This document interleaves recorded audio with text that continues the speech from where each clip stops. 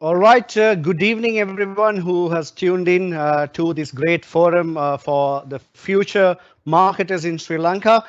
We really appreciate your commitment in joining the forum today to kind of take part as future-ready marketers for Sri Lankan in the Sri Lankan marketing fraternity. As you know, these are challenging times, so therefore it is very important for you to keep yourself up to date in the latest trends that is happening in Sri Lanka as around the world. As you know, Sri Lanka Institute of Marketing, popularly known as SLIM, is the national body of marketing of Sri Lanka.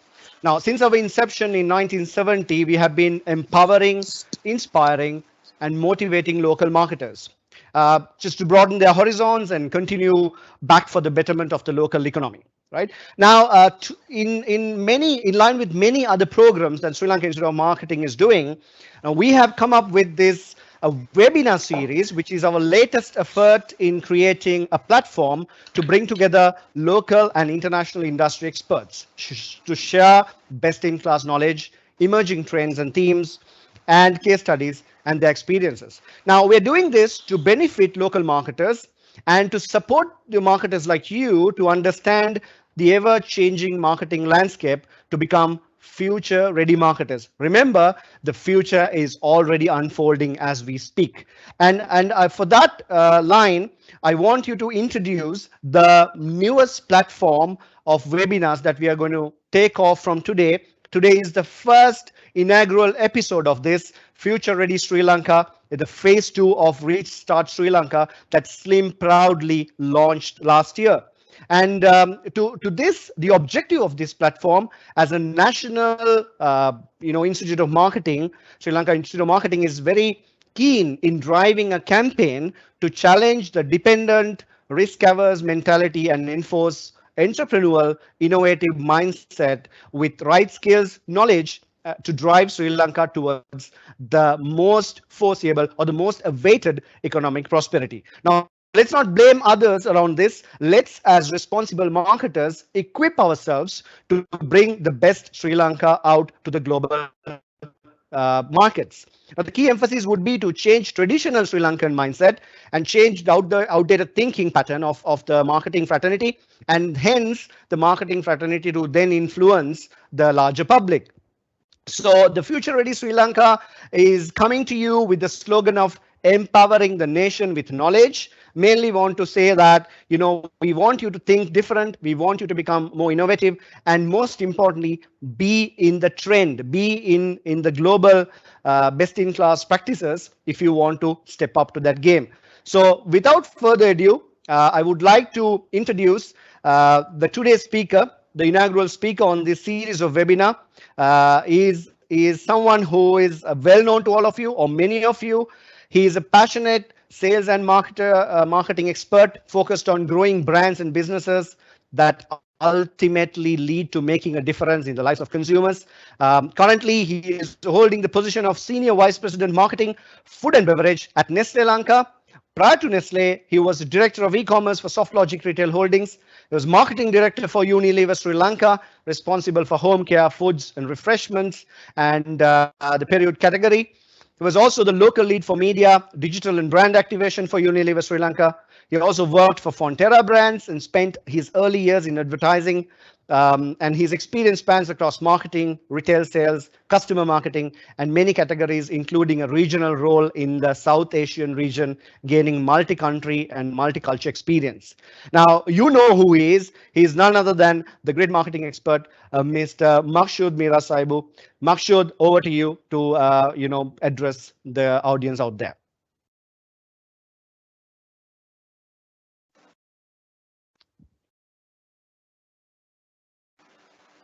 Thank you very much, Aruz. Good to meet you, at least in these trying times on this platform. And yes, thank you very much for those words. I think really nice of you to introduce me that way. Thank you very much. And it's really a pleasure for me to be in this inaugural series. So are we ready to start, Aruz? Can I kick? Yeah. We are good to go, Great. Makshoodh. 1 second. Okay, good. So then 1 second, I'll just share my screen and then get on with it.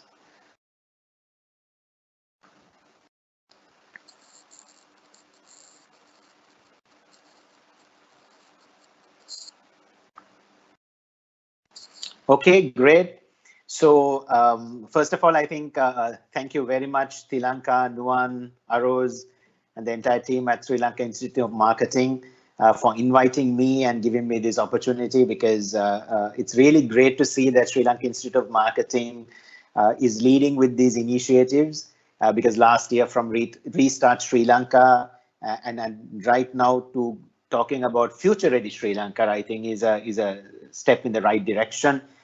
It's a real need of the hour, because we've, I think, gone through disruptions and many challenges. We've gone through, I think, the last 30 years of unsettling eras as well. But I think today what we are facing is unprecedented. So I think in this time, Sri Lanka Institute of Marketing really taking this step forward to embedding our marketers, marketing fraternity to be future ready is something like really commendable. So a big round of applause to the team, and thank you very much for giving me this opportunity. Before I begin, I really hope, as the participants who are here, I hope you and your families are keeping well and safe, and really taking care of yourselves, because we are really not out of this pandemic. So I really hope you are advising your families, friends, and all to take the right precautions and taking care of yourself. And I wish you a safe safety and good health during these times. So to kickstart this, I think the theme given to me is sustainable marketing. I must say this is a journey for me personally. It is not that I am an expert in sustainable marketing, but certainly given my career, given my experience across many categories and many segments, I'm able to understand the principles. And then more importantly, I think being future ready, what are the kind of questions, how do I need to reflect, and more importantly, how we need to apply this thinking going forward. So I'm approaching this in that perspective. Please don't think that I'm going to bore you with a lot of theory, etc. That is not my intention. I want to start it off with a bit of personal experience, a bit of context setting. Then more importantly, from a Sri Lankan perspective, what is our attitude towards sustainable marketing? Or more importantly, how we should be viewing this. And then I'll share a brief snapshot of what I've able to gather in terms of some principles. And then more importantly, I'm going to end up with some examples. Some of the examples, some of the companies, some of the brands you must be already knowing, some you might not. But I think the most important thing is take down notes on the examples, because in my opinion, you need to do your research in terms of what those companies stood for in the past, where are they heading towards, and more importantly, how are they really embracing this spirit or think or this mindset of sustainable marketing and embedding it into the entire organization spirit. And I also have an example from our very own Nestle Sri Lanka as well to end the session. So I really hope I add some value to this evening, because no doubt taking an hour off from your busy schedule, especially during these pandemic times, is really a struggle. So I think on behalf of Slim, I thank you for joining, and Slim, I really hope I do justice for this inaugural session when it comes to sustainable marketing. So to kickstart with, we as human beings, I think, are facing an unprecedented time. We are grappled with many issues. I think, in my opinion, I would term it as many issues, because while pandemic is there as the forefront, that also has brought in many other challenges. Lifestyles are changing. Our entire existence is getting questioned. What we called once safety has completely taken a different interpretation nowadays. When for example, normally you would say, okay, I want to create a campaign. I mean, being marketers, I want to create an infectious campaign, and that itself, using those words, etc., has become really, really sensitive. So we are now faced with many challenges, but the most important thing and the most interesting aspect is for marketers, I think this is the best time because we've grown up studying about maybe the industrial revolution, and we saw through the internet revolution, and we were expecting many more things to happen. But instead, what really disrupted us was something completely different that none of us really expected. We thought we knew, we thought we would be able to handle it. But in this context, I think, in my opinion, my starting point is I think this is a great time for marketers, and a best time, because this would really kind of reset everything, recharge, reorient us to do what's right, what's really the need of the hour. So I think the starting point is, as marketers, don't be afraid, because there will be many challenges. The board will ask one, your subordinates will ask one, your peers will ask one, the markets, the consumers, the entire landscape will demand you of so many things, and you will be now forced to juggle between many priorities. But don't be perturbed, don't get flustered. I think this is just a great time, and I think the first starting point is, let's get it into our heads, saying this is going to be an exciting time for us as marketers.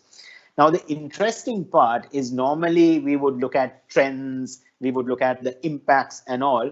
And interestingly, from Euromonitor, when I was seeing the trends for 2021, normally in the past years you would see some, but I think it's interesting that a lot of the new trends are kicking in.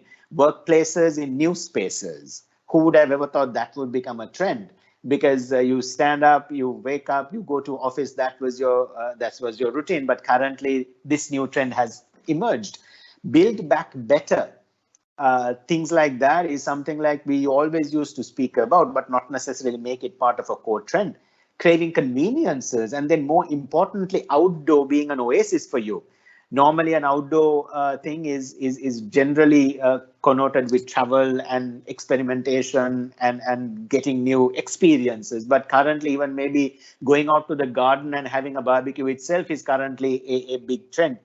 Things like that have really shaken the entire system. And the starting point is us as marketers really understanding what are the trends that are going to impact us, more importantly, not right now. Currently, what is happening is shifting behaviors, etc. And how is it really going to impact the future is something that we have to really keep our eyes and ears out open. And if you really look at it, I think for me, being a marketer, I think when I was growing up, many who would have joined this session today, when you look at this, a lot of the old memories will come. For some, maybe this is like something like a dinosaur period kind of thing. But in the 90s, growing up, being exposed into marketing, life was not complicated. It was pretty straightforward. You woke up, you knew what you had to do. Things were really linear. Once in a while, there used to be a complex challenge or a complicated challenge that would come our way, and we would solve and be heroes at the end of the day. We were able to spend quality time. We were able to spend focused times. And in terms of even a deployment, if you really look at it, it was predominantly 1 or 2, 3 key assets. But today it has really transformed into a multifaceted kind of expectation. So if you really look at it, lot of the parameters has really shifted. And this is something, if you really reflect, I think with this pandemic coming in, it gets you to stop and take stock.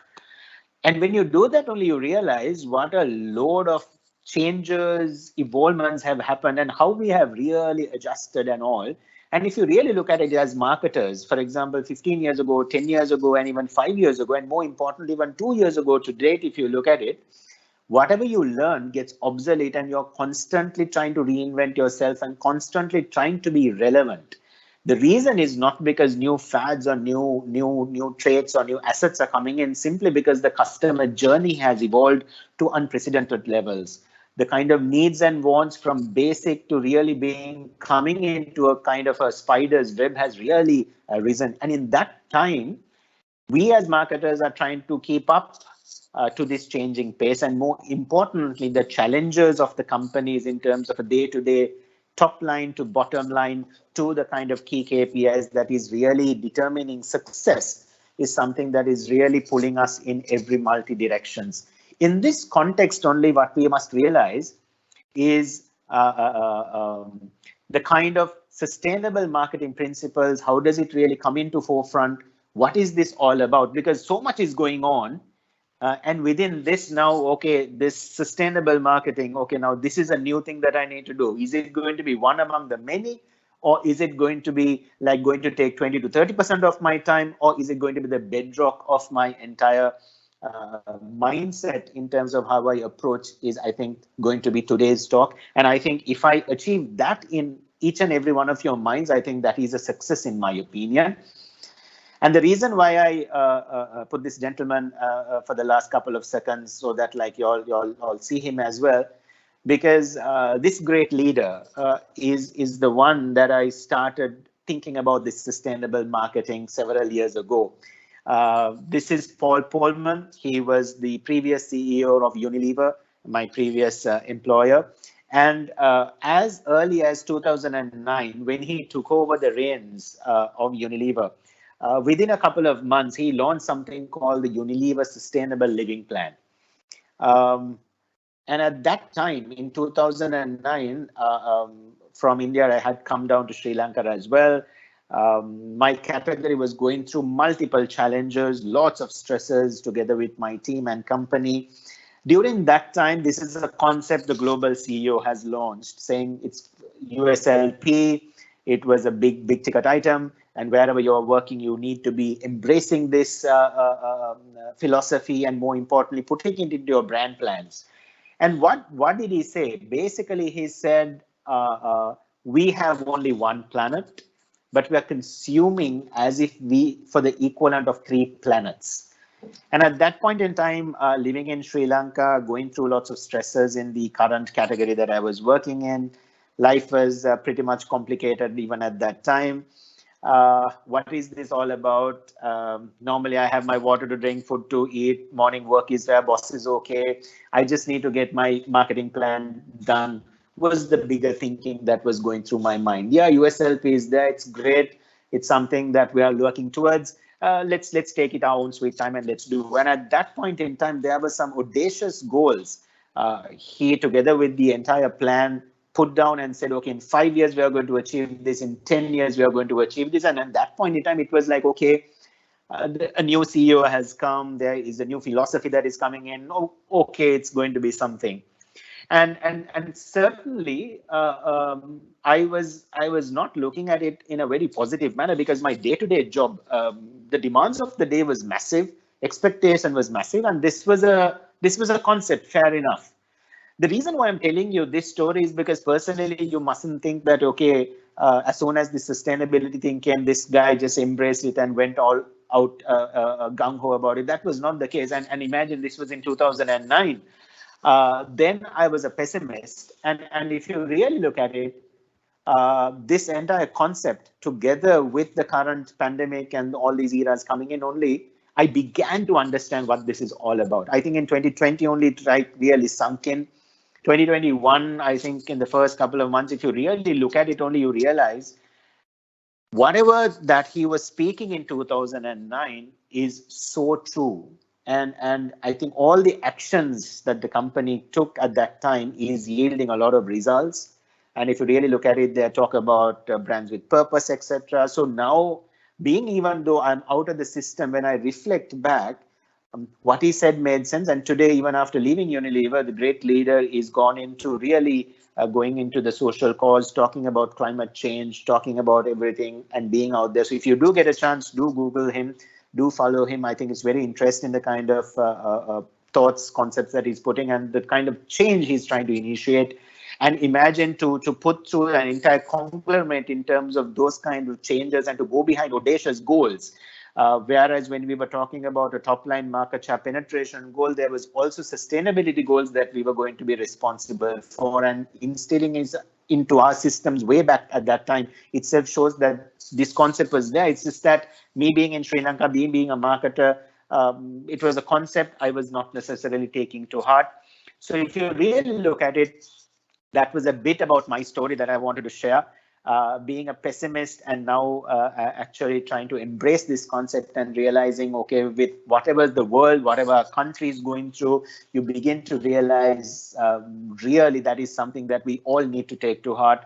And what better way to tell to you than from a personal experience, more than any particular other story. And the next thing that I would really like to touch base is this notion, for example, something that happens to my neighbor will never impact me. We see it even in kind of commercials that some time ago during garbage disposals that happen. If something that happens to an overseas country, it's okay because it's not going to impact us. We are an island, so we are safeguarded. Also, we have our own challenges. We know we are not detrimental to society. Things like that would go through our minds. So the quick question, I think, before getting into what sustainable marketing is all about, I think, does it really matter to Sri Lanka, or we living here? Does it really matter? Because at the end of the day, we have our own challenges, isn't it? Because if you really look at it, as marketers, the biggest issue is, okay, is the GDP growth happening? Is there internal growth for the company because we are responsible for what we're doing? What about the profit ask? Am I delivering my monthly, quarterly profit target? More importantly, has my brand gained the market share? Then is the penetration really happening? Things like that is what will go through. And since of late, I think we have even bigger issues, like, for example, the rate of inflation, and hot topic is the dollar rate, price of essentials. A kg of rice was supposed to be at 95, 100 maximum. Today, it's skyrocketing. It's maybe trying to catch up to the dollar rate. Then there's the pandemic. Then what about the daily wages? Lot of these issues will go, and I think, I'm sure even 15 years ago these were true, even today they are true, and even for the next 15 years I'm 100% sure these issues will always be grappling us.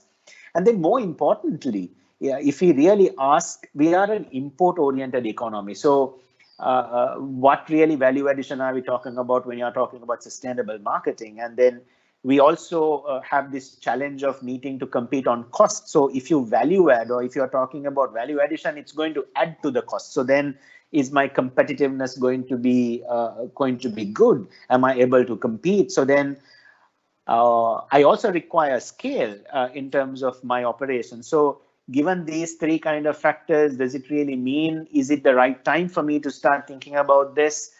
And then the local consumer might not want to pay a premium. Then certainly everyone will have a fad kind of mentality. And then more importantly, will people trust? The reason why we ask whether people will trust the talk is because we ourselves don't trust in this entire concept. So those are a few things I wanted to maybe put out in the open and help you understand and reflect, because if we overcome, or if we have answers for these kind of queries, is when our approach is going to be really value adding, and we will be able to make a difference. And then more importantly, if you look at it, maybe 1% of Sri Lankans is who will see value. Maybe 5% of the Facebook warriors who will comment might maybe latch on to this. Maybe at this point in time, if you were to do your financials, maybe it doesn't necessarily make your ROI sense. And then more importantly, you would need a mindset shift to include sustainable marketing into the core plans. And more important, not treat it as an added on responsibility just because someone is asking, or just because it seems like the cool thing to do. These kind of things would go through in your mind. And I must tell you, these are questions that you will need to answer. Every case will be different. Every case will be different based on your industry, based on your company, and based on the on your expertise and experience, or the stage you are in. It would be very different. But more importantly, please keep in mind, I think, like the pandemic is true to the entire world, we protecting our planet is true to even Sri Lankans. It is not necessarily an issue or an agenda which maybe someone else need to drive. More importantly, today I will be having, or I will be exposed to a lot of grappling issues in the country. But this is a kind of principle or a concept that you need to start understanding, reflecting, internalize it, and maybe try and see how you put it in. So I am not going to give you a blanket solution saying, okay, if you have these issues, this is how you need to think, because each and every case is different. But the questions that I put down would be relevant, and those are simple questions, in my opinion, that should get you to start thinking, start reflecting, and try to critically evaluating what this is all about and what is it exactly you need to do. On that note, what I did as at now is share a bit of personal reflection as to how I got exposed to this and how actually I was a pessimist at start, didn't believe, and then obviously in my career, then I did believe in it and even launched categories that really drove those behaviors. And more importantly, before coming into anything all about sustainable marketing, more importantly, we are grappling with a lot of issues, and answering those, reflecting a bit on those is what will really get you to the next stage. So that was what I did as at now. Next, I have a few slides. In fact, when I was doing some online research is what I picked up, because a lot of the work that even I have or we come across sounded a bit more theoretical. So I just wanted to glance one or two slides to get you to nudge your efforts and your focus towards this, and that was my intention in choosing the next couple of slides.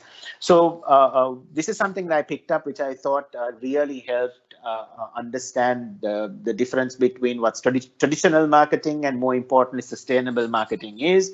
And I would really like to take your attention into some key points. If you really look at it, traditional marketing was predominantly about firm and customer. And the interesting part is the environment asset coming into that equation in terms of who are the parties involved in the exchange. More importantly, then it was all about customer satisfaction and satisfying the firm's objective. And more importantly, now this added input on customer satisfaction is paramount. Satisfaction of the firm is important, but you need to focus on your minimizing ecological impact as well. Because normally you wouldn't care how you get the turnover as long as you deliver your targets, but how your impact to ecological thing is something to keep in mind.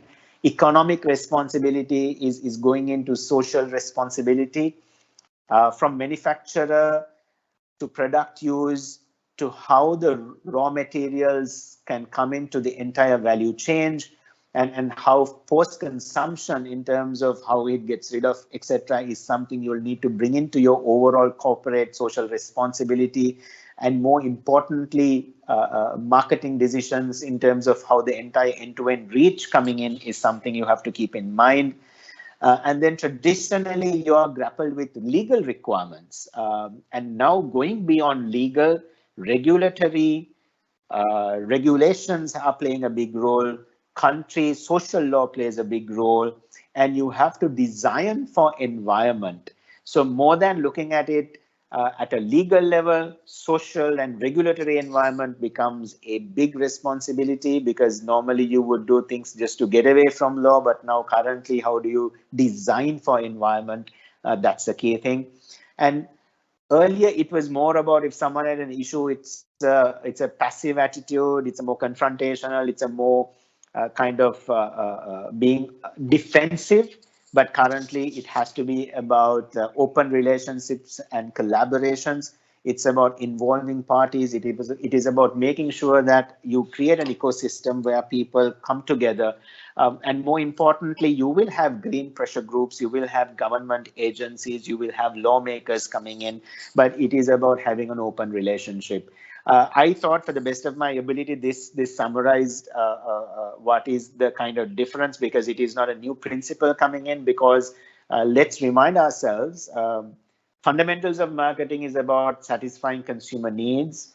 This is, by doing sustainable marketing, we are not saying anything new, it's still satisfying consumer needs, because consumer is evolving into making sure that the companies and services have a more social responsibility aspect coming in.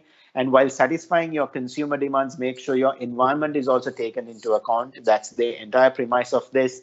And in that, firm customer linked with environment. While satisfying your consumer, your firm, make sure your ecological impact is also considered and minimized. Economic responsibility now is getting translated into more social responsibility.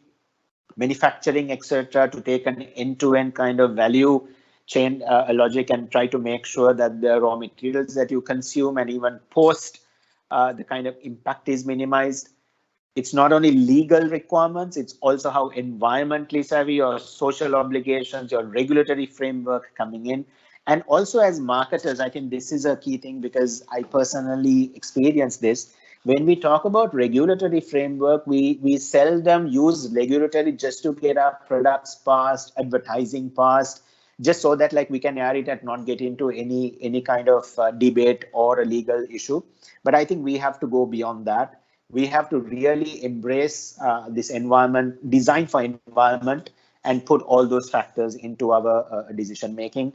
And I think with green pressure groups, lawmakers, institutions, etc., we have to have an open dialogue, because if your intention is clear, I think no two words, it's going to be collaborative and fruitful.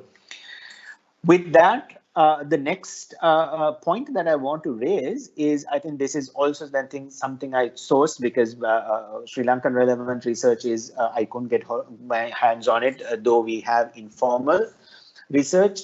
This is a simple scale in terms of how consumers have rated from very important, moderately important, and slightly important. So the blue bar shows that it's very important, and a series of questions are asked. For example, provide products that help simplify my life, offer clean products, provide products with health, wellness benefits, support recycling, are sustainable and environmental friendly, use organic ingredients. If you really look at the blue bar, it is quite significant across, right?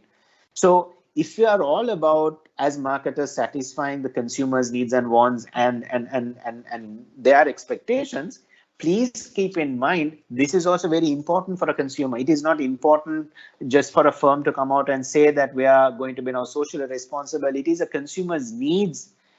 In that logic, if you look at it, as a marketer, I think this has to be paramount in terms of importance. So these are the only two slides I'm focusing in terms of from a theory point of view. Rest now I'm going to be talking about the relevance and the practical impact and then examples. So I also want to talk about sustainable marketing is not CSR, corporate social responsibility, because traditionally most of the Sri Lankan firms, or what we are used to, is a term called CSR.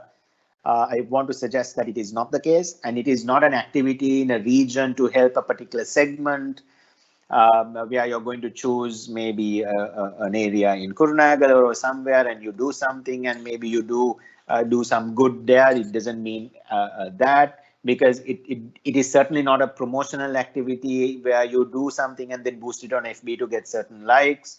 It is also not something that you do once a year, which is a 3-minute AV where you play during a company event to feel good for the employees, etc.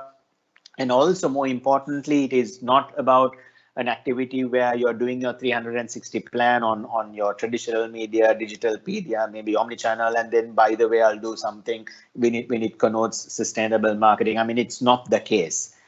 And then if you really look at benefits of sustainable marketing, and this is something that you can really think through, it certainly, in my opinion, increases the value proposition and enhances the brand relevance, because it is something your consumers want. And with the new kind of principles kicking in into sustainable marketing, if you integrate that into your 4Cs or 4Ps, etc., it is certainly going to enhance your value and your trust and credibility among the audiences. It safeguards and proactively helps regulatory compliance, because you're not trying to conform, you're trying to basically set your own standards in terms of how you reach the markets. You certainly increase customers' willingness to try, simply because as per the bar charts I was showing in terms of what consumers are rating, if they really feel highly about something, they're certainly going to be trying it. Then certainly over time, while the initial cost will be higher, you will have an increased return on investment over time, and it will also increase your effectiveness over time as well. And more importantly, it would strengthen the internal employees' levels of engagement, conviction, because it is not about an AV or an activity where they will come about. They will always think my company and my team is actively taking an interest towards the betterment of the world, planet, the country, and communities, etc. So certainly it will have a rub-off, and which will have more traits of building loyalty apart from the salaries, etc., coming in.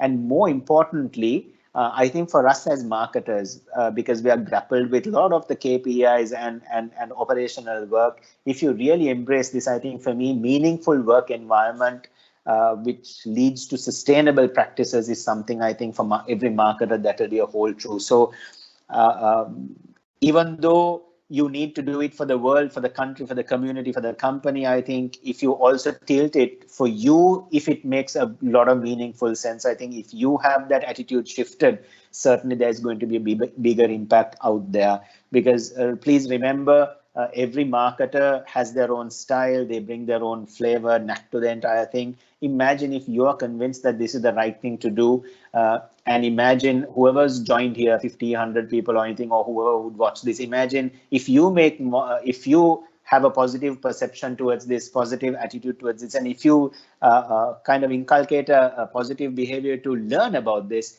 imagine the impact it's going to create for the rest of our community. So that would be some of the benefits. And just early on, a bit of examples. What better thing than to take from the power sector? So Ørsted is a Danish multinational power company. Please Google them, see to them as well. They have transitioned from coal and gas power to wind farms. So imagine when a power company talks about sustainable marketing, imagine this is significant shifts. Because you know the kind of investments, you know the kind of long-term view they need to take. So while managing today, how they are making really those strides is something that you can really study about. Then, for example, if you really look at it, maybe you would have to Google, or some of you would have visited Madison Grace Boutique. They are an ethical fashion accessory brand. Interestingly, we also talk about giving bags and everything, but these guys gave a bag which was made out of jute. It had a nice cane handle, and it was like, you know, an entire fad itself to try and give this entire nudge for people to really start reusing them, and etc. So imagine your fashion accessory brand looking at these and trying to promoting these as well. So those are some interesting maybe pointers that we can think, because when a concept like this is vast, what's important is for us to have some case studies and some inputs that can help us really understand this in a very simplistic manner, so that it will help us be more effective in our deployment. And then more importantly, please keep in mind, we are all doing all this to make sure that we have a planet Earth saved, because rather than thinking we're a country of 21 million people, whatever we do, is it really going to impact for what 6 billion are doing? People in the developed world are doing crazy things. But I think if you look at all kind of great things happen with the nudge of one person, like even if you take Mahatma Gandhi or like the great people, if you really look at it, one person started a movement. If every marketer in Sri Lanka can start this movement, it's going to be really great. It's really going to make a difference to our country, our communities as well. So in that perspective, please do take it to heart. And then what is it that we can do? That would be the key question I would want you to ask yourselves. Start learning, look into, for example, what does end-to-end reduction in emissions mean? Because as marketers, we get thrilled by developing campaigns. We get thrilled by doing crazy stuff. We're struggling with many meetings, PowerPoints, and all.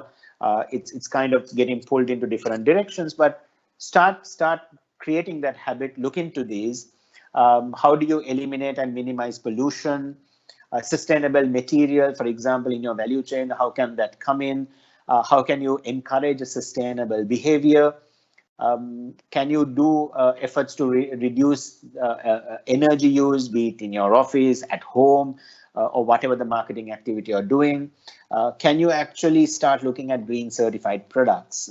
And then more importantly, some of the examples I'm going to share also will tell you they don't build products or companies as on their own. They also create a lovely ecosystem. So what is this entire ecosystem? Start looking at it, start researching it, and that would certainly be a good way. And then more importantly, there were a few questions that I wanted to maybe put out there. These are some internal questions you can ask. How does your product or service help audiences in a sustained manner? How much of waste does my current product or ecosystem generate, and what do I need to do to minimize? Because normally you're looking at only your impact into penetration, impact into market share, but impact into this is something that you can really take to heart. What's the impact to the region that maybe we are manufacturing or doing, or what's the national level impact? What is the law and the regulatory framework? Because normally we don't look at the regulatory framework of a country, or I think unless and otherwise we have an approval or something that is really terrible that is going to happen out there, or some approval that we need. So this is something we can start learning, because it will take time for some of us as marketers to understand regulatory jargon as well. Then more importantly, who are the experts that I need to consult to get the right advice guidance? Because if you go get an advice from a person who's thinking that this is a fad, then you're screwed. More importantly, you need the right kind of mindset to really guide you. It's from that perspective. And then more importantly, how can you craft a roadmap and firm up next steps with clear timelines? So this, in my opinion, rather than trying to get something sorted out, I think the first mindset is, I think, getting yourself immersed in it. That would take a couple of days or weeks. And after that, you can put down a time plan for the brand, category, company that you're working with, which will certainly give you that edge when it comes to sustainable marketing. And now towards the end of my presentation and the time, because I have another 5 to 10 minutes, more importantly, what I want to show is some examples. Normally we would share overseas examples, but I think this is something that I have been also following, looking and all. But if you really look at it, we don't need to go out there to international companies, etc. We have our very own Sri Lankan companies as well. If you look at MAS, normally they did talk about this long time back. If you go through their sustainable reports, their annual reports, etc., a long time ago, they did embrace a lot of these thinkings. And if you go to their website, also they have a vision for 2025, for example, how the products are made better, how the lives are made better. Generally, what happens is, because they are more focused on exports, I mean, as a company, we respect them, but maybe a lot of the marketers don't look at that as a case study, simply because unless you're part of garments, maybe what is the relevance is something that you might think. But in this instance, I think the best examples can be with those kind of companies, because they look at their entire end-to-end value chain and design this entire thing. So a lot of the principles, if you look at, we don't need to go very far. It's already available for us in a Sri Lankan context. Another part is Celine, which we know is a company that really spoke about this, and I managed to get their mission as well. Imagine in the mission itself, it says it is to grow a sustainable social business based on the principles of fair trade. This itself is sustainable marketing. And I think before even principles existed, before even this came out in a big way, these companies were embracing this and really practicing it. And I'm sure every one of you would have gone visited Good Market. That itself shows it is sustainability at heart. And it is like creating the local entrepreneurs, creating that ecosystem, and really trying to bring in those entrepreneurs together and create a platform. And Good Market did a beautiful job. And also young entrepreneurs, if you look at, there are many in Sri Lanka. I mean, I happen to just pick out Raw. If you really look at sustainability, is a sustainable marketing, sustainable business model is at the heart of their business model, which is nice to see. So it is not just some fancy fruits getting bottled into these things and just do some fad-driven marketing. An entire philosophy is built around that, and that is something we can take inspiration from. And certainly, please keep in mind, if you were to do your search online to sustainable products, local markets, go through the Good Market website, and you can really get a sense to what people are talking about. And these are some great examples which are there, which is from our very own. And then from international lens, when I look at it, Ben and Jerry's, I love this brand. Love the ice cream. I hope maybe some of you would have tasted it as well. It's one of the best.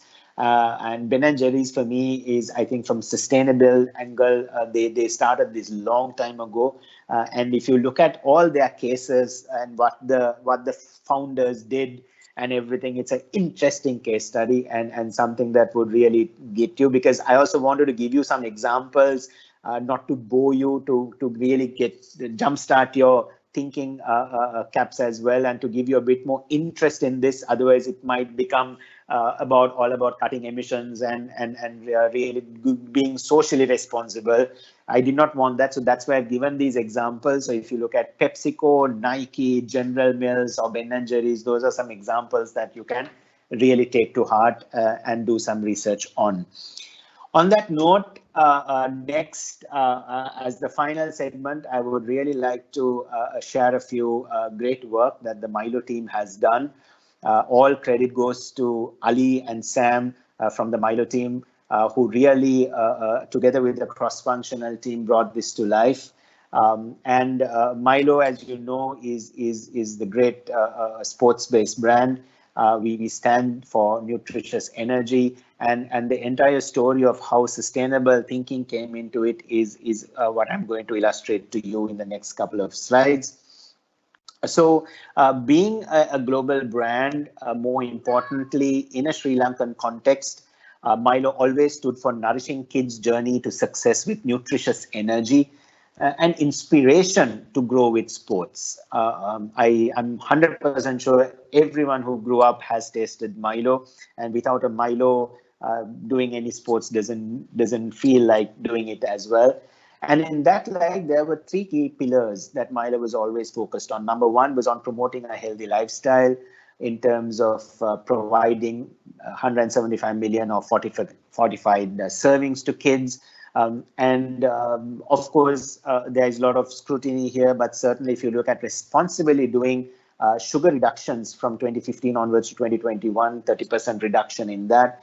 And more importantly, 1.6 million kids have been engaged directly through grassroots sports. So that's the kind of stature the brand has.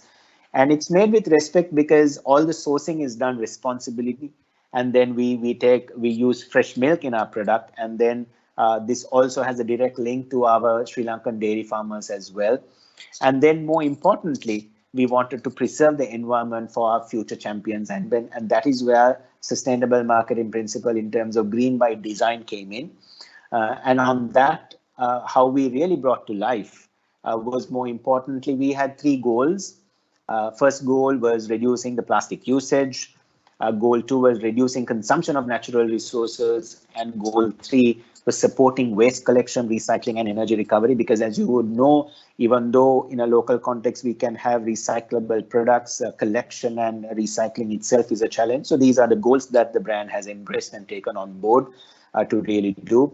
And guess what? If you are a brand about sports and if you have nourished champions, certainly we have only one playground, which is our earth. And every one of our responsibilities to protect our one and only playground.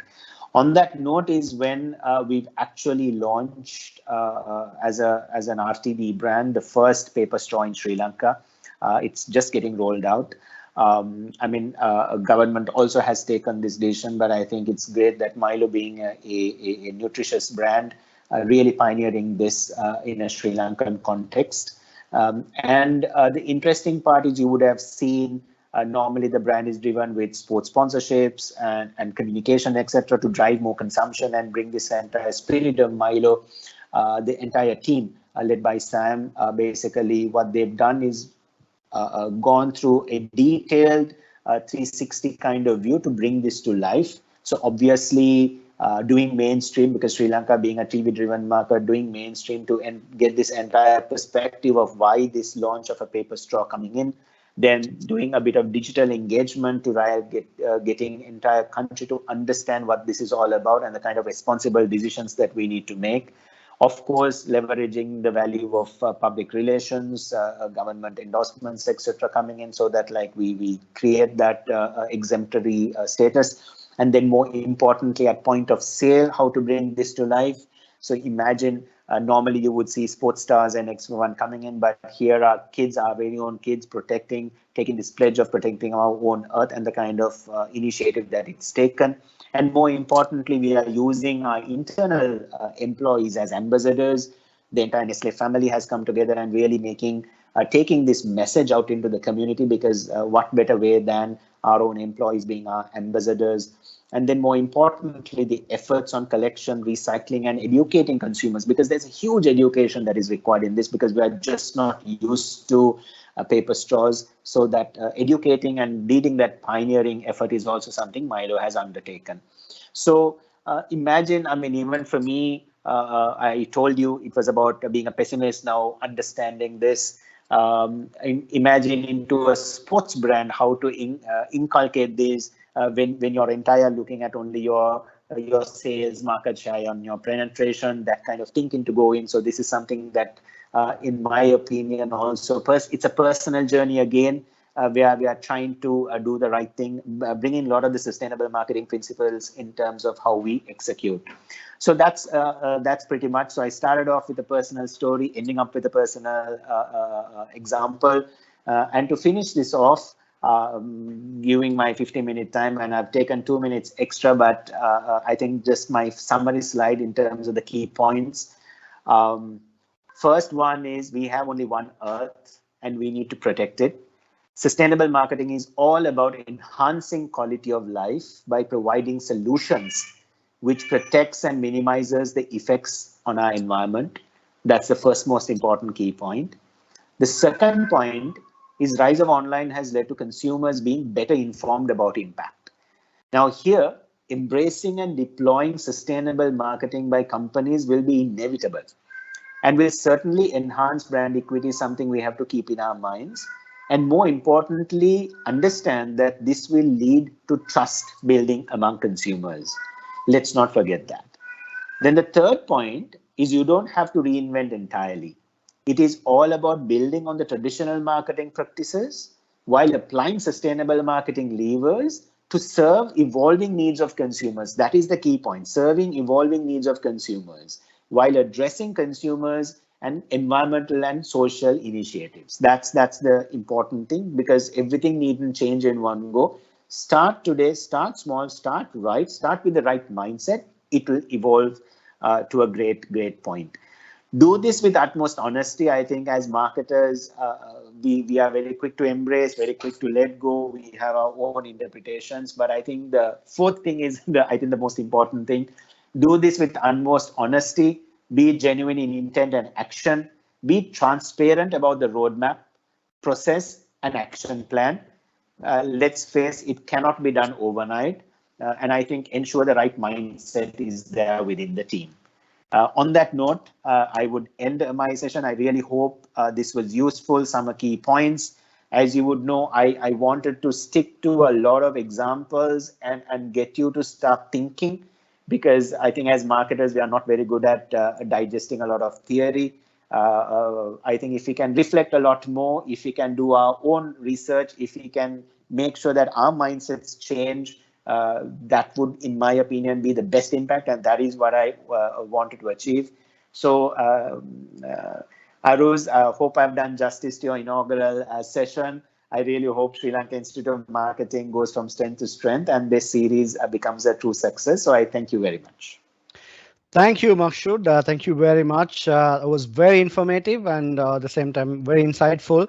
Viewers, and I would like to remind you that we will have some time for your questions. I'm sure, Makshoodh, there is a lot of questions and a lot of clarifications that the audience would like to seek. So, guys, I just want to remind you, please type in your questions and answer. You have a Q&A kind of a window where you can go in and type in your questions.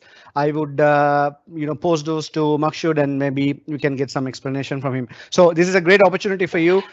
Sustainable marketing is no more a good to have factor. Makshoodh has presented it in a very clear case study to you. It is a critical success factor for any future marketers to succeed. I think there is no doubt about that. So please type in your questions, send in your questions. I would read out for you. But Makshoodh, I have a couple of them. Now I want to start off. I want to be the voice of marketing here, because Yes. you spoke a lot about very convincingly about why sustainable marketing should happen. Now I'm going to ask a very again, you might get a little annoyed with me, but this is the question: is it all worth it? Because this is what is been asked in the boardrooms by our marketer, from our marketers. Is it all worth it? if the boardroom response is saying, show me the money, how would marketers respond? Is it costly? Is it a real flamboyant and a costly affair to look at sustainable marketing when the marketers are challenged to see is it all worth it? Today, especially, we are amidst the pandemic. Dollar rates are looking up. The raw material commodity prices are going up. Now, do you really want to do sustainable marketing now? If this is the question that many marketers are coming across on a day in day out basis, how do we really address it? That's what I would like to start with, Makshoodh. So I think it's a good question, Aruz. If you know, we are always considered as the spenders of the company, right? Normally, when we go and say, I want to do a TV commercial, I want to do this activity, or these guys want to do something and spend money.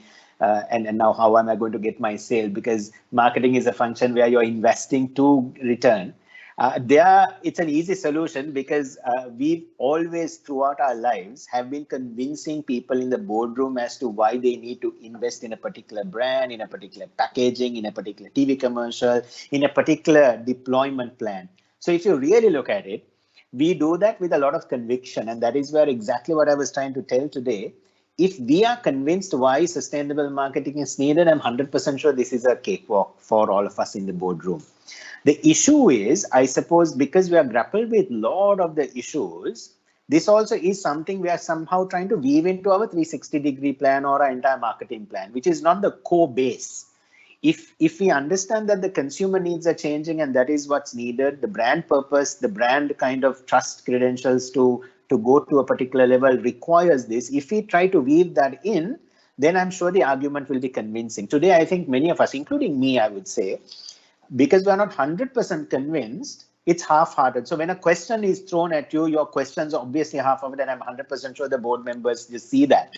And that is where I suppose if we get our mindsets right, I'm sure we can convince, because all our lives, let's face it, to get 50 million or 100 million, we are convincing day in, day out our finance people, our managing directors, our bosses, to say why they need to shell the money. And it seems we've done a great job so far, and I'm 100% sure this also can be done. I think the situation a bit tilted because my boss is a firm believer of sustainable marketing. In fact, like he's really driving. He's a Swiss national. His name is Fabrice. So I think if you really look at it, it comes with a lot of experience and the mindset as to how those markets have evolved. For example, how Europe and global trends have gone. So I think our job is two-pronged. Number one, let's get convinced. Number two, let's be a bit more exposed as well, because normally we would look at marketing campaigns, what's working, what's not, and get inspiration to do our job. But this is something also we should start learning about. So if we really understand Europe, I mean, today, let's face it, a lot of the products that are going from here to Europe, it requires a certain standard sustainability. You need the frog coming in, you need those certifications and all. I remember the Celine, the example that I took, I think for them to get into the sustainability framework, it took a lot of processors as well. So they've started way back. I think as marketers, if you also can get our mindsets to that, I think it's going to be a win-win for sure. Yeah, thanks, Makshoodh. I think because this is where the challenge is, because I'm coming from a pretty much of a local marketer's challenge in really driving this journey of sustainable marketing. Now, like you said, you are fortunate enough you have an European boss which has the mindset of what sustainable marketing can do. Like, I mean, I've just read the case study of the Tesco Group CEO Ken Murphy, who takes a personal charge of really driving sustainability, right? And he came up with a new policy like a few months ago in terms of how they're going to really work on the sustainability journey. So the advanced world, the developed world has understood this concept, and you don't need to convince them. Unfortunately, it is not the case in our part of the world. Absolutely. And that is one of the reason, maybe I'm making an assumption here, you could validate this. That is why you see sustainability in Sri Lanka predominantly is driven in entrepreneurial startup kind of an environment, not really in the corporate setting. So I guess how do we another challenge would be for the marketers to show really the numbers behind the game, because we always know the numbers are the language of the boardroom. Now, how can marketers gear themselves up?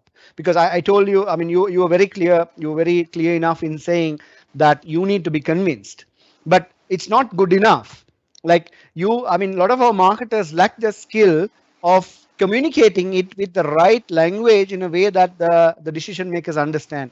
So Sure. what advice, Makshoodh, how can people really get grip on I this? think that's a very good point, and I think I mean that's why I was also highlighting a lot of points to try and get that nudge sorted out. Now, number one, for the numbers, it's always built on assumptions on consumer choice, retail expansion, geography expansion. Those are the three principles that would come in. If we can really establish why sustainability will work in consumer choice, I think that's a starting point. Because now, for example, let's take a product. It's costing 40 rupees to do sustainability and everything. It will cost 45 rupees. The immediate problem is, okay, I can't take that 5 rupee price increase. But more importantly, if the consumer is willing to pay 50 for ethically sourced, etc., is the proposition, does the proposition need to get a bit more refiner, sharper, etc.? Will that lead to a higher one? No, it doesn't mean you need to change your entire business model. I think that is where we should we should be intelligent in phasing it out, because for consumers it can't be seen as a fad. For example, I can't have something at 40, something at 60, and definitely given the current economic condition, people will reach out to the 40 and say, I would love to, I mean, in a research come out and say, okay, I would love to get the 60 rupees. In fact, I'll want to pay 80 rupees, but in really go and pick up the 40 rupee product. Things like that is something we have to really be aware of and be practical about it. But more importantly, I think how to shift consumer choice, because today in this battle of getting market share and trying to get people convinced in the side, I think we are trying to come into more tactical oriented stuff. I think that is where we need a bit of time. So number one, we need to be convinced. Number two, how does it build into the marketing plan is something we have to really give it serious thought. And I think you raised another valid point. Every local entrepreneur, every local person in the boardroom has a different mindset. Now, if only the respective manager will know what ticks, what doesn't. Now, if we go and say, okay, I am trying to convince you as to why you need to invest, I think is a wrong way to do it. I think we need to try to convince more consumers to do this, and this is the way to go. And if we invest in it today, we are going to see the return in 12 to 18 months. I suppose we'll need to set the expectation versus investment reality in a very realistic manner. Right. Because if you're going to maybe say, okay, this entire effort is going to cost 30 million, 20 million, we are unable to show this is a good thing to do, Europe is doing this is we're going to do. Maybe if we go to that approach, I'm 100% sure it'll be like, yeah, it's good enough to do. Maybe worry about this next 3 months plan and let's discuss it later. Maybe the decision maker will not want to kill the enthusiasm, but it is how you step the discussion over 2-3 times, and more important to try to marry the consumer choice versus how it's going to help the business model. And I think my personal experience also in many of the cases, that's why I said initial cost is high, but over time there are savings. That's the most interesting thing. So that is where I think not alone, you need marketing, you need supply chain, you need factory, you need sales, you need basically all these people to come together and to jointly drive this solution. Because otherwise, if it's left only to marketers, it'll become a communication aspect, not necessarily a company-wide thing. Right. Thanks, Makshoodh. I think that really spells it out clearly. Guys, I'm a bit surprised that you don't have questions. This is a new trend. We are prepping you to become future ready. We want you to be the marketers who's taking Sri Lanka to the world. So I'm sure you have a lot of questions. It's a great forum. I would still expect you to, type in your questions, and it'll be a great forum to answer. Makshoodh Meerasaibu, who the man really knows what he was talking about. He just launched a campaign on Milo, and I think this is a great forum. So once again, I encourage you to type in your questions so I can post it for him. But Makshoodh, I have a list, so I'm going to continue with that. Sure. Because I don't think I can get hold of you after this, so I'm going to go because on a personal level, Yes. for my organizations also, we are driving sustainability. The understanding the importance, especially in the developed world. If you're looking at exports, if you're looking at setting up an international stage for your product and service, there is no doubt sustainability by far the most important factor for you to break into those markets. Now, we spoke about like developed world. Now developed world, I want to put a, another challenge to you, Makshoodh. Now I know in UK I read a recent study where half of the young people in the UK are reluctant to buy products that have negative impact on the environment, right? Absolutely. In US, 73% of the buyers said that they would pay a premium if that company product or service is supporting sustainability, and almost 79% of the buyers agreed that they are willing to sell sustainable products at a higher premium. So there is no problem with the consumer, there is no problem with the buyer, there is no problem in convincing the decision makers. Now, in context, again, coming back to Sri Lanka, and we are getting Sri Lanka future ready, how do we address this challenge of consumers not willing to, go that extra mile, where consumers might reject? There is a fear in the marketer's mind that, okay, I'm going to put this sustainability element into the product. What if he rejects and just go for the lowest alternative? Now, how do we really tackle that type of a battle? So interestingly, I've seen two studies, can't quote, of course, and it's not internally done as well, it's external studies. 12 to 21-year-olds, 68% of them want to be socially responsible. And they want to buy products that is there, because see, the difference is, Aruz, I think when we were growing up, we did not have environment, climate change, etc. When it came to February, March, you ate your rambutan, you had your mangoes and all, but now even in March, April, having a rambutan season is a problem, right? I mean, you had the rains, it was nice. Yeah. Today, the climate change impact is felt. You can't go out, you can't play a sport, it's like really crazy.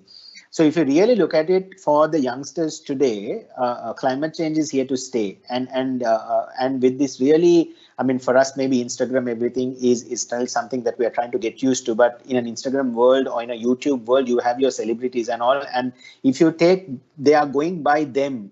When we were growing up, how we saw in terms of influencers was at a different stature. But today, for example, a lot of the individual things and a lot of these target audiences have one-on-one relationships in terms of who are the influencers that they are following. So some have the pop stars, etc., but some also have this. But the interesting part is the attitude towards sustainable products is really great, even in Sri Lanka. That's the interesting part. Now, the only dilemma is in a US or in a UK setting, they will have their pocket money and they will have, so they will be economically independent from their maybe 16-year-olds. I mean, they will be doing their part-times and also their ability to buy will be great. In a Sri Lankan setting, still they're reliant in terms of their family unit. So that is why if you really look at it, even if you target for the youngsters or teenagers, as a market, you're not getting much because still the mom of the household is going to make the purchase. So that is where I suppose from a economic independence to purchasing power. And today, still the youngsters are influencing only. And now the interesting part is, even if you take out of Colombo, many of the online audiences are youngsters, not the 25 plus. It is under 25. So if you really look at it, this is shifting. So it's a matter of just a tipping point. Today, we are not seeing the numbers. It's mostly because we don't have enough data. It's not that the data we have is dissecting it in this, and intention to try versus intention to buy is there, but the shifts are happening. And more importantly, I think the exposure levels to what is happening out there is much great. That is on the serious note. On another note, what is happening is some are also absorbing fads. It's a cool thing to do. Maybe I'll reject it. And for example, now if you come and post something online and if you stand up for it, you can't be seen with your friends and consuming the same product. So things like that are also there. But today, if you look at it, it might be 5%, but I think tomorrow very soon it will become 5, 10, 20%, etc. very soon. And the other part is, I think when we were growing up, if we were to tell our elders a particular thing, we'll be called like Arbageta Tahila. You don't know what you're talking about, right? But today, I think the influencing ability of a youngster is quite great. And today, I think between parents and kids, there is this good bond that is happening as well. So it's a collaborative bond. So in that, very soon, even for parents, etc. For example, that is where if you look at a lot of the ingredients, what goes into food, or for example, products. So there's only one thing that will take. So just for staying away will be beneficial rather than, purchasing. So I think it's a matter of time if you really ask me. Right. So perfect. I have some questions flowing in, Makshoodh. I have a list, but I think I'll have to give time to the people who's asking questions. So let's start off with one of the questions that I think Sanath has posted. Consumer is evolving during this pandemic, therefore the organizations and brands need to constantly be abreast and understand these dynamics. Have you seen a significant embracement and a recognition on the importance of sustainability by the consumer, which brand should take note of? That's a question. So If I understood the question right, are the consumers taking note of yeah. the So sustainability let me angle, say right? that again. Have you seen a significant embracement and a recognition on the importance of sustainability by the consumer, which of course the brands should take note of in order to address it? I have certainly seen it. I think in the brands that I work in, I have seen it. And before this signing in some of the examples that I showed, I have seen it as well.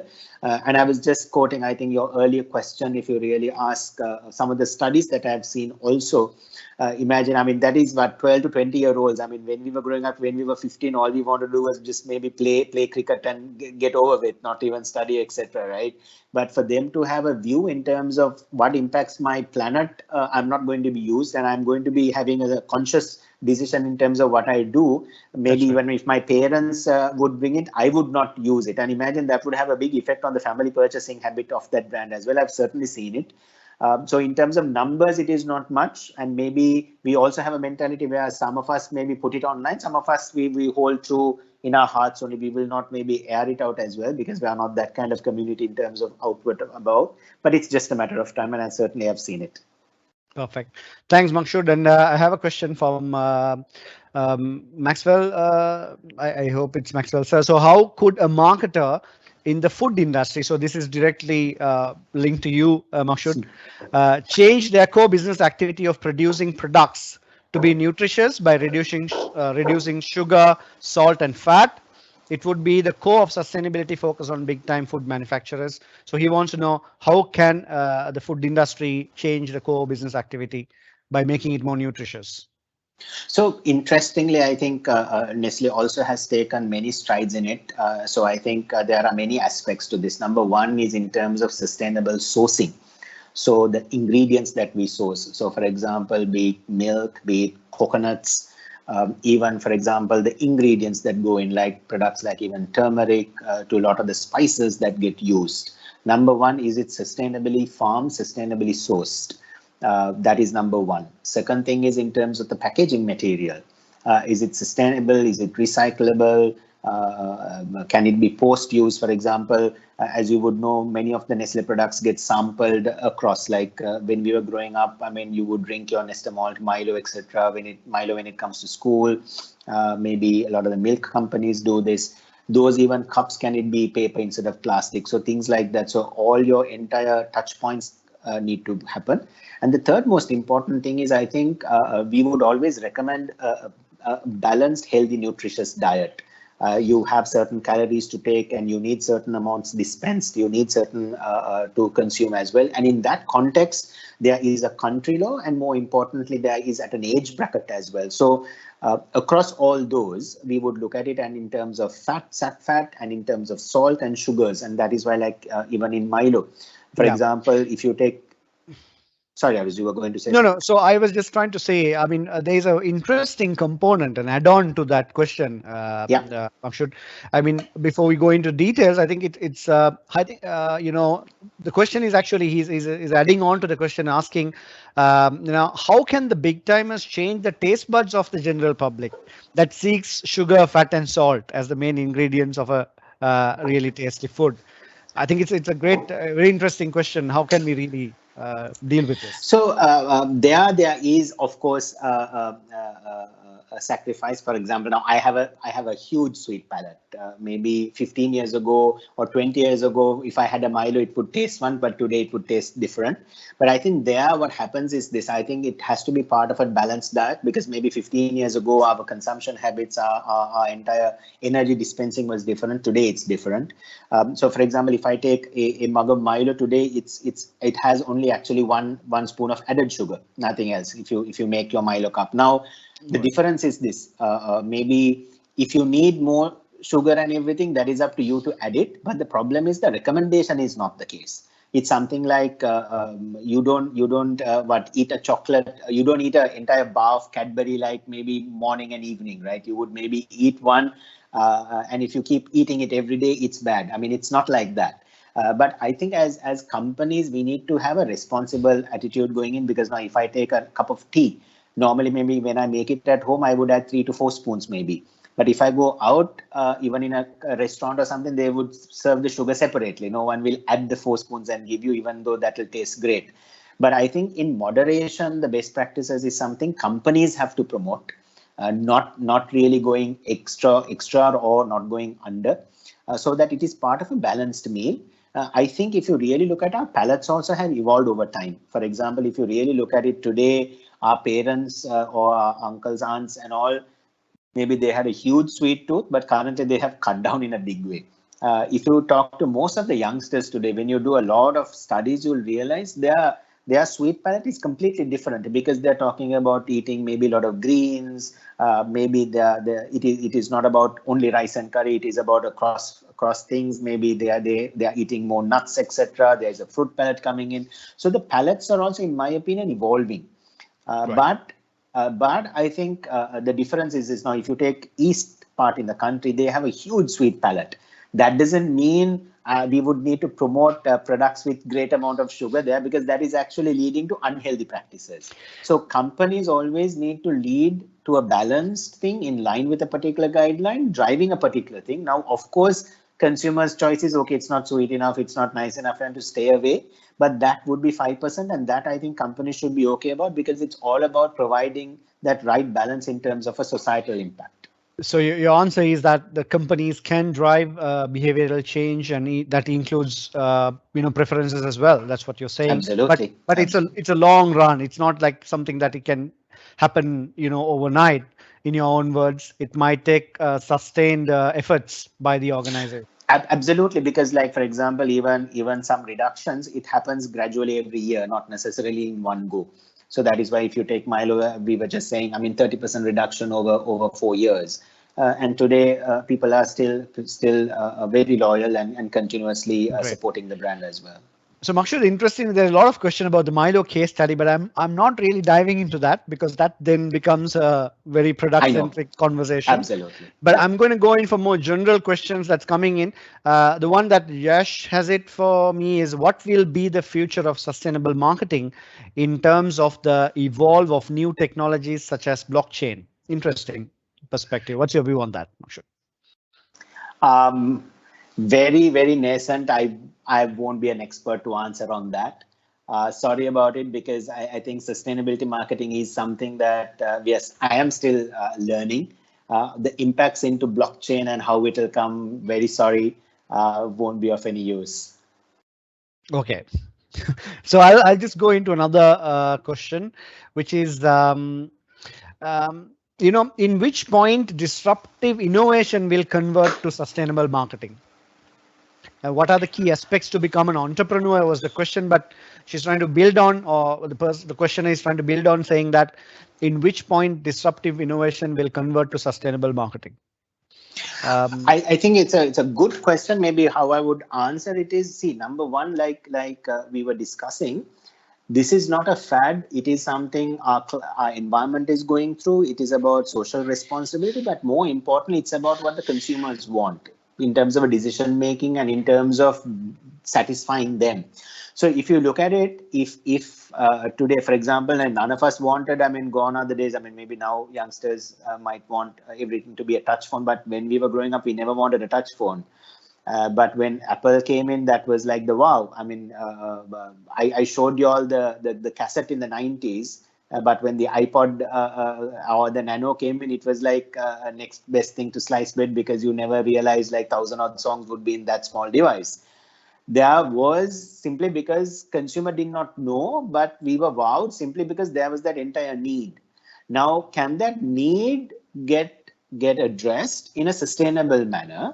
Then certainly it will be disruptive, not only from the consumer's providing need point of view, it is also providing that in a sustainable manner. So it's something like, when I'm using a product, and great, there is no environmental impact, and it's a responsible choice that I'm able to make. So it's something like going from a PET bottle to a glass bottle and reusing the glass bottle, because normally when we were schooling, you used to take your plastic bottle everywhere, just throw it everywhere but today I would be responsible in taking a glass bottle, etc. So I think you can't think, okay, I can do sustainable marketing and do disrupt, or I'll do something innovative coming in. I think both would go hand in hand.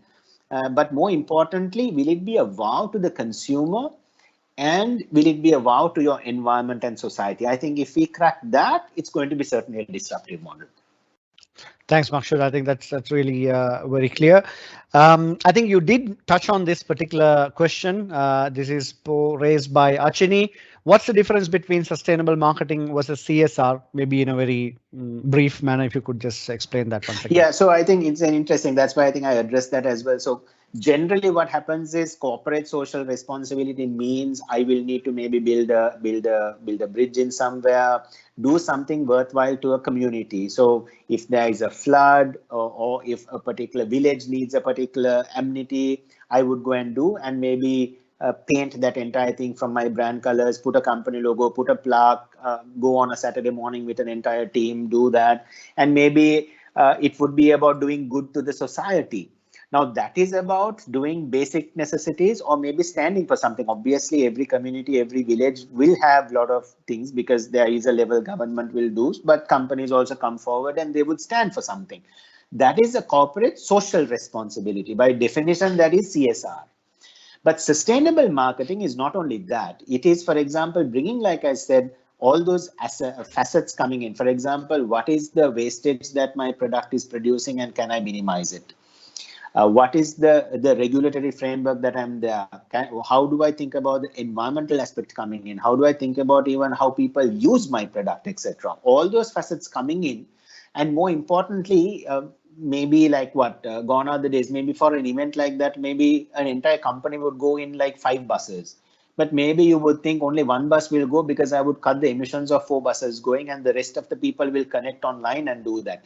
Things like that is something that we will really need to start thinking. So it is not about going somewhere and having a good time kind of thing. Of course, in companies, those also happen. But bottom line is, it's the mindset of approaching this. So that is the kind of difference that I would say when it comes to CSR versus this. And CSR is done by maybe some HR department or a corporate department, and like you would do one particular activity, and if you have budgets, you would do. But this mindset is part of your business plan. So whether you like it or not, it's integrated to your supply chain strategy, sourcing strategy, production strategy, maybe even the sales strategy, and more importantly, in your marketing strategy. So it's an entire mindset and an ecosystem that drives throughout the entire company, rather than just a CSR, which is a social responsibility. Sorry, Aruz, I think you're on mute. Yes. So yeah, I think thanks, Makshoodh. That should be quite a clear explanation of the difference, between the two. Makshoodh, I know this is again directly related to you as one of the top 3 plastic users as a global company. What is your point of view reducing emissions within the company? I think you did make mention about that, but again, because this question is there once again, if you could address Sure. it. So that is why I think if you look at it, and there is active efforts being taken. I think if you look at from a local context, I think at the moment, 85% of, if you take Milo was recyclable. Straw was the only component out, that too is taken, and even there is a outer wrapper that is also 20 microns. That's also recyclable. So if you really look at it, that's there. Then the biggest thing is, I think in Sri Lanka, I think the biggest challenge is, or many countries are faced with this, Aruz, is even though you have recyclable products, there are no recyclable centers, etc. So that is something we need to continuously keep investing in and working with the relevant parties. So there are the many companies, government bodies that we are working with. And many of our products, for example, are into recyclable and paper products. So I think that transition has happened in a big way.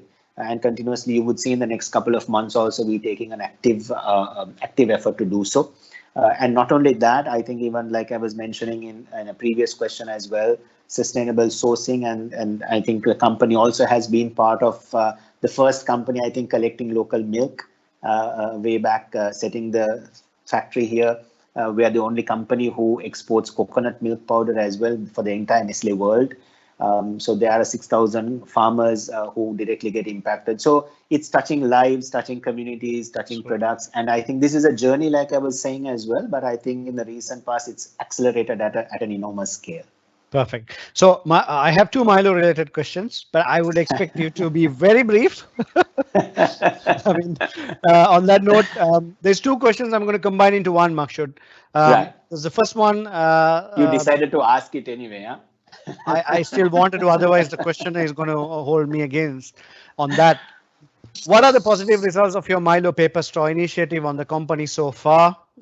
If you could just briefly, that's the first part. The second part is slightly interesting. If Milo or any brand come to a declining stage, what would be your marketing strategy to overcome the situation towards the sustainability? So two things. Is your Milo paper straw working? If so, what is the results? If you can divulge information, that's fine.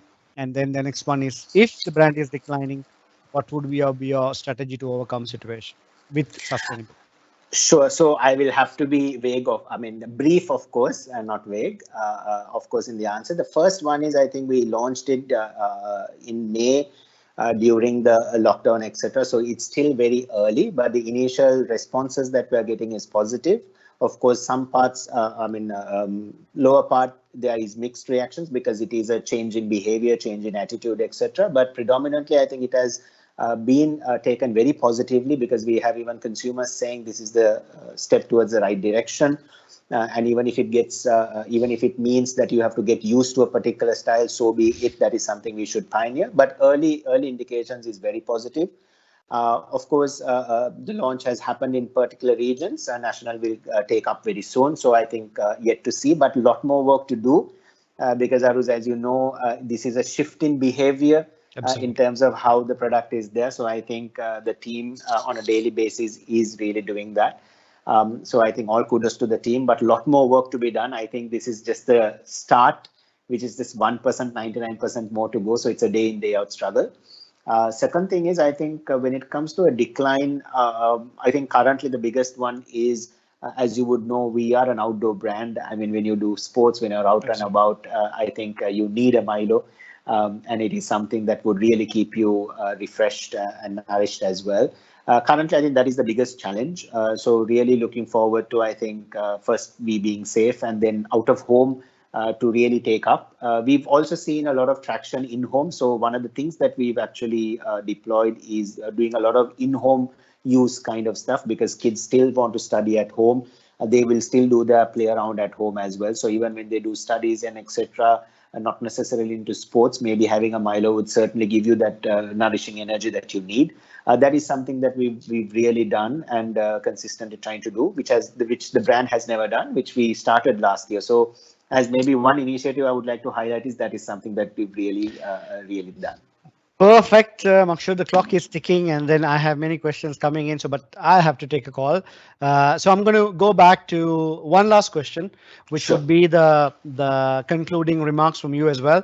So again, what's your advice to young marketer as a senior marketer in a reputed company? Now, what's your advice in terms of the sustainability? What would you really want to take that? What do you want to leave them behind? This is in terms of sustainability, yeah? It generally says, what's your advice? What's your advice to young marketer as a senior marketer? Okay, I think so. I think, yeah, that's an interesting question, and I happen to have these conversations with many as well. I think the first thing is, I think today's marketer, when you're entering, and if you're a young budding marketer, you will be distracted because there are many things to do. I keep saying this because when I was maybe a brand executive, if I were to do one poster, I would be considered a star. But today, doing just a poster, people will laugh at you. You will want to focus on omnichannel. Even in digital, you are talking about multi-platforms, not just a digital. TV also, you have many programs. You are bombarded with a lot of things to do. Second thing is, I think you're also bombarded with a lot of expectations. Maybe during the pandemic now, you have to scream to get attention via a Teams meeting. You have to be heard, you have to be seen. People can't see your energy and enthusiasm. It all depends on the line manager, and also you're able to. Marketing is also a function which brings many people together, right? So imagine trying to bring many people during a Teams meeting or a Zoom meeting. It's going to be very tough. Third thing, I think more importantly, is we grew up with great mentors, people who took time, who had the time, irrespective of what they went through. They had time always for us. Absolutely. When we went to the markets, they taught us what the market is all about. They taught us sales. They taught us everything. Today, you will be grappled because many people have many things. So if you really look at it, the reason why I first gave you those three perspectives is don't be too harsh on yourself. Don't quit easily, and it'll be frustrating. Marketing is brilliant. It is the best decision, I think. I think even though accidentally I came into this, I think one of the best decisions, thank God. I think it would be there. But the reason why I said those three is please note that it's going to be a hard journey. It's going to be really tough. It's going to be tough adjusting. So please be aware on that. That's point number one. Point number two, when we grew up, there was a lot of time that we could spend in creating depth in terms of what we did, why we did, what did something mean. But today there would be something that is thrown at you within a day. You're supposed to churn out and do. So in my opinion, find the time to have some depth, do a bit more reading, and be a bit more externally savvy, because I think being internal is detrimental. There will be too many distractions as well, like your Facebook, Insta, and maybe Netflix and all. But I think if you're a young budding marketer, spend that time, at least an hour or two every day, in terms of learning something new, being exposed as well. The third thing is, I think, be genuine and be willing to learn and unlearn, and have the right attitude, because at the end of the day, attitude drives everything. Being close and being genuine drives everything, because sometimes what happens is, okay, I'm marketing, my maybe colleague has this designation, that perk, this perk, this is not good. Maybe I should go work for Google. None of the companies in Sri Lanka would recognize me. I mean, all those thoughts will go through. I mean, even for us, it would happen at the same time. But all I'm trying to say is be genuine, be humble, and be open. That those are the three. Because in my opinion, if these fundamental principles hold true, you can fit yourself into any career. So that is why, please don't think it's a generalistic answer. But bottom line is, I think with the current pandemic and the change and everything being reset, I think just these three, in my opinion, would hold true for you to really sustain. And I think hold it. And marketing is very difficult, because you get into a world of a lot of coordinating, liaising, and sorting out deadlines and everything. But that is not marketing. That is your operation day. But when you get through that, trust me, it's going to be a wonderful thing. Great words of wisdom, Makshoodh Meerasaibu. I think fantastic stuff, and absolutely informative and insightful evening we've had. What a great start to the Future Ready Marketer webinar series. So I think I would have loved to continue this conversation, but offline. So on that note, I want to remind the viewers that Future Ready Marketer is going to continue happening on the same time next week as well. As you could see, the live webinar series will happen. Thank you for joining us. Remember, next session is going to be even more interesting and exciting. AI infused marketing mix for better ROI with Harita Tilakaratna. So looking forward to seeing you guys having another insightful, informative conversation just like today. So thank you very much for joining us, Makshoodh. A big thank you and a big shout out to you Thank you. for great Thank you. words of wisdom. And let's meet, sometime soon. And good For evening sure. for the rest of the audience. Thank you very much. Thank you. Thank you, Aruz. Thank you, everyone. Bye.